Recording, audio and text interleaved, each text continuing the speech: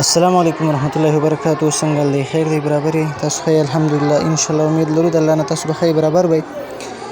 نن یو څو خوبونه دي ملګرو د هغې مطالبه کړې وه او د هغې باره کې به ان شاء الله تاسو ته مختصر معلومات درکو. ان شاء الله موږ سره اوسئ او زموږ د چینل نه به ان شاء الله تاسو ته څنګه بهترین وظایف معلومیږي، دغه شانته بهترین نصیحتونه میلاویږي. دغه نصیحتونو سره سره ان شاء الله تاسو ته بهترین خبرې نورې هم میلاویږي. په هغې کې لکه تاسو که چا خوب لیدلی تاسو کمنټس کې ویلی شئ، موږ د هغې باره کې به تاسو ته ان شاء الله مستقل په ویډیو کې راځو او تاسو ته به په هغې ویډیو جوړو او تاسو ته به ان شاء الله د هغې بهترین دغه وایو بهترین انداز کې به تاسو د هغې موږ تاسو ته جواب درکو. یو ملګري خوب دی او د خوب ویلو سره سره ان شاء الله یو دغه تاسو ته کوو درخواست چې د ویډیو اخره پورې وګورئ، سکیپ کوئ مه. او که زموږ چینل کې تاسو نور ویډیو کتل غواړئ نو تاسو موږ سره دا چینل سبسکرایب کړئ. ان شاء الله تاسو ته بهترینې ویډیوګانې میلاویږي. دا تاسو کتلی هم شئ. دوه خبرې دي. یو بئر د دې څه مقصد دی په خوب کې لیدل، او یو بحر. بئر دریاب دغه ته ویلی شي کوهي ته، او بحر دریاب ته ویلی شي. دا دوه خوبونه اکثر سړی ډېر یو ملګري خوب لیدلی. اوس چې زنانه دریاب په خوب کې وویني نو د هغې څه خوب دی او که نارینه یې وویني دې کې فرق شته.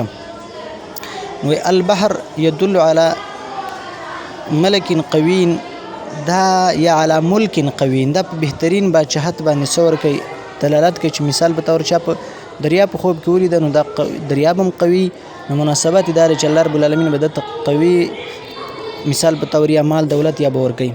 نو بیا ومن در البحر من بعید فانه یرا، وایي که چا د لرې جدا نه دریاب ولیده، سړي ولیده، نو په ده باندې به حالات مشکل راځي او دغه شانین احوالا و فتنتن، په ده به هولناک حالات راځي، خوفزده حالات به راځي، په ده باندې به لږ مصیبتونه مشکلات راځي او فتنې به پرې راځي.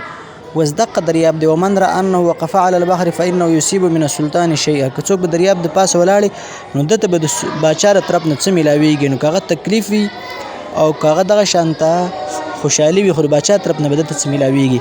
اوس که چېرته زنانې ویني نو وایي وربما دل للمرأة علی الزواج، که زنانه چېرته دریاب ولید چې په دریاب یا ولاړه ده یا په دریاب پورې وځي یا په دریاب کې ده، دریاب یې خوب کې ولیده، نو دته به پقه نسبت باندې خاوند میلاویږي، رشته به ورته میلاویږي، واده کول به.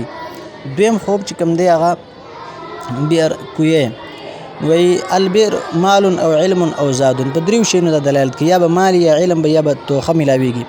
اوس ومن را انه حفر بئرا وفیها ماء تزوج انسان غنی، که چېرته چا خوب داسې ولیده، یو زنانه یو سړي داسې خوب ولیده چې زه څه کوم یا زنانه ولیده چې زه کویه کنم، نو هغه به څه کوي؟